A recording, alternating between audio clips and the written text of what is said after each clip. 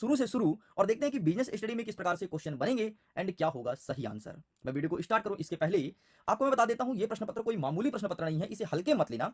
ये आपके त्रैमासिक परीक्षा के सिलेबस के अकॉर्डिंग, साथ में ब्लूप्रिंट के अकॉर्डिंग इसे डिजाइन किया गया है। ब्लूप्रिंट में किस प्रकार से क्वेश्चंस थे, ठीक वैसे ही क्वेश्चन यहाँ पर अरेंज किया हूं ताकि एग्जाम में बहुत हेल्प मिल सके।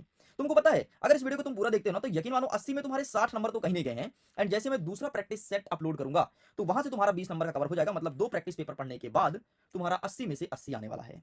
देखो समय तुम्हें 3 घंटे मिलेंगे, 3 घंटे पूरा पूरा पेपर सॉल्व करना है। एंड अब हम आगे बढ़ते हैं अपने क्वेश्चंस की तरफ। पहला नंबर कहता है कि सही विकल्प चुनकर लिखो। इसमें प्रश्न क्रमांक 1 कह रहा है निम्नलिखित में से किसमें निश्चित एवं नियत वेतन मिलता है। ऐसा क्या चीज है जिसमें निश्चित और नियत वेतन मिलता है, तो वो है रोजगार। अगर किसी व्यक्ति को रोजगार मिल गया तो हमेशा फिक्स पेमेंट मिलेगा, चाहे जितना मिले, और नियमित मिलेगा, इसे कहते हैं रोजगार। ठीक है, व्यवसाय में बहुत दिक्कत होती है भाई, कभी पैसे कमा लेता है इंसान, कभी नहीं कमाता। पैसा पैसा मतलब होता है जैसे जैसे हम एग्जाम्पल तौर पर दे रहे हैं, जैसे कोई चर्मकार है, ठीक है, तो उसका पैसा क्या है, जूता चप्पल काम करा, चमड़ी काम करना, तो पैसा में नियमित वेतन नहीं मिलता एंड उद्योग में भी नहीं मिलता, लेकिन रोजगार में फिक्स है भाई, है ना, काम मिलेगा चाहे 10,000 मिले लेकिन मिलेगा। जोखिम का प्रतिफल होता है, यहां पर सही आंसर लिखना है लाभ। जहां जहां जोखिम है लाभ ज्यादा होता है, इस चीज को ध्यान रखना। शेयर मार्केट का नाम सुने होगे, बहुत ज्यादा रिस्की रहता है, लेकिन अगर प्रॉफिट देता है तो अच्छा खासा पैसा बना के देता है ना, तो ये है। तीसरा नंबर कहता है एक सहकारी समिति का पंजीयन किस अधिनियम के अंतर्गत होता है, तो इसका सही आंसर लिखना है 1912 सहकारी अधिनियम के तहत। चौथा नंबर कहता है ऐसी व्यावसायिक इकाई जो एक से अधिक देशों में अपना व्यवसाय संचालित करती है क्या कहलाता है। कई सारे देशों में अगर तुम्हारा व्यवसाय चल रहा है मतलब भूमंडलीय उद्यम है तुम्हारा। नेक्स्ट कहता है पांचवा नंबर बहुराष्ट्रीय कंपनी में एक केंद्रीकृत नियंत्रण कहां से किया जाता है, इसका सही आंसर लिखना है मुख्यालय से। हर एक चीज का मुख्यालय होता है और मुख्यालय से ही पूरा डायरेक्ट होता है। नेक्स्ट कहता है छठवां नंबर वाणिज्य बैंक के कार्य बताना है, तो इसका सही आंसर लिखना उपरोक्त सभी, क्योंकि वो जमा स्वीकार करता है, ऋण देता है और धन का हस्तांतरण भी करता है। आगे हमारा प्रश्न नंबर 2 कह रहा है रिक्त स्थान की पूर्ति करो। पहला नंबर कहता है विदेशी व्यापार खालिस्तान प्रकार का होता है, तो विदेशी व्यापार 3 प्रकार का होता है, ध्यान रखिएगा। दूसरा नंबर कह रहा है कि कंपनी की पूंजी विभक्ति डैश डैश होती है, तो समान मूल्यों के अंशों में, समान मूल्यों के अंशों में, ये चीज आपको लिखना है। नेक्स्ट कहता है तीसरा नंबर की सामान्य व्यवसाय के लिए फर्म में साझेदार की अधिकतम संख्या कितनी होनी चाहिए, तो सामान्य है ना, तो यहां पर आपको लिखना है 50 होनी चाहिए। नेक्स्ट कहता है संयुक्त क्षेत्र में निजी क्षेत्र तथा डैश डैश क्षेत्र के दोनों गुण शामिल होते हैं, तो सार्वजनिक होगा, यहां पर आपको लिखना है सार्वजनिक।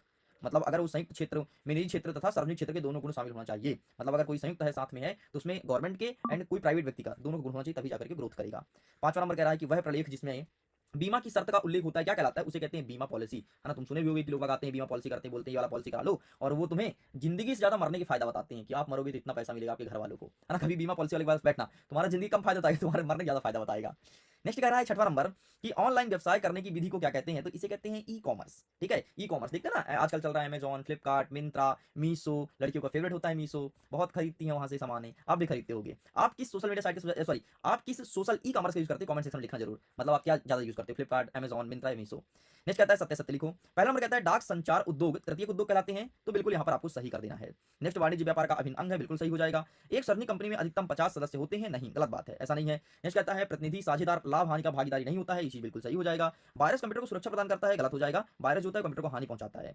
ई कॉमर्स का क्षेत्र व्यवसाय में व्यापक है, बिल्कुल सही हो जाएगा। इस प्रकार से चौथा, तीसरा और पांचवा गलत है, बाकी सब कुछ सही है। प्रश्न नंबर 4 कह रहा है सही जोड़ी मिलाइए। पहला नंबर कह रहा है कि आपका रोजगार, तो इसका हो जाएगा आपका व्यापार। नेक्स्ट कहता है एकाकी व्यापार, तो इसका सही हो जाएगा आपका कर्ता द्वारा निर्णय, ये हो जाएगा। नेक्स्ट कहता है सार्वजनिक कंपनी, तो इसका सही आंसर हो जाएगा न्यूनतम 7 सदस्य, तो ये हो जाएगा। नेक्स्ट कहता है ग्राहक से ग्राहक कॉमर्स, तो दोनों पक्ष व्यावसायिक इकाई, ये हो जाएगा। नेक्स्ट आपका कहता है कि अंकीय मुद्रा, तो इसका सही आंसर हो जाएगा आपका क्रेडिट कार्ड। नेक्स्ट कहता है निष्क्रिय साझेदार, तो इसका सही आंसर हो जाएगा फर्म में पूंजी लागत। और अंतिम कह रहा है निजी कंपनी, तो केवल स्वामी। ये लो भाई, ये भी होता है कंप्लीट। आगे बढ़ते हैं प्रश्न क्रमांक 5, एक शब्द एक वाक्य में उत्तर दीजिए। हमारा पहला नंबर कहता है कि मछली पकड़ना किस प्रकार का उद्योग है, तो मछली पकड़ना आपका मत्स्य उद्योग है ना, मत्स्य उद्योग। नेक्स्ट कहता है कि कंपनी का निर्माण करने वाला व्यक्ति क्या कहलाता है, तो उसे कहते हैं प्रवर्तक, है ना, जिसे तुम क्या कहते हो यार, सीईओ कहते हो ना, ये इस कंपनी के तो सीईओ हैं, है ना, मतलब जो कंपनी को स्टार्ट किया है। जैसे तुम देखते हो कि मिडिल एजुकेशन को स्टार्ट करने वाला मैं स्वयं हूँ, तो एक तरह से कह सकते हो कि मैं उसका एमडी एंड सीईओ हूँ, क्योंकि मैंने उस कंपनी को स्टार्ट किया है। हाँ, कुछ दिन बाद मिडिल एजुकेशन को रजिस्टर्ड कर दूंगा, और जब मेरा फेस रिवील होगा तो फिर सब कुछ तुम्हारे सामने होगा। रजिस्टर्ड होकर के बकायदे कोचिंग संस्थान खोली जाएगी और आगे आगे बहुत सारी कामें करनी है। नेक्स्ट हमारा तीसरा नंबर कहता है कि पार्षद सीमा नियम में कितने वाक्य होते हैं, तो यहाँ पर आपको लिखना है 6 वाक्य होते हैं। एक सार्वजनिक कंपनी में निवेशकों की न्यूनतम संख्या कितनी होती है, तो 3 होती है। नेक्स्ट कहता है कि सरकारी कंपनी की स्थापना किस अधिनियम के अंतर्गत होती है, तो यहाँ पर लिखना है कंपनी अधिनियम 2013 के अंतर्गत की जाती है। छठवां नंबर कहता है कि संयुक्त हिंदू परिवार किस क्षेत्र की व्यावसायिक इकाई है, तो यहाँ पर आपको लिखना है धार्मिक, सामाजिक, और लिखना है आपको धार्मिक, सामाजिक और व्यावसायिक। नेक्स्ट कहता है एनईएफटी का पूरा नाम क्या है, तो एनईएफटी का मतलब होता है नेशनल इलेक्ट्रॉनिक फंड ट्रांसफर, अर्थात एनईएफटी।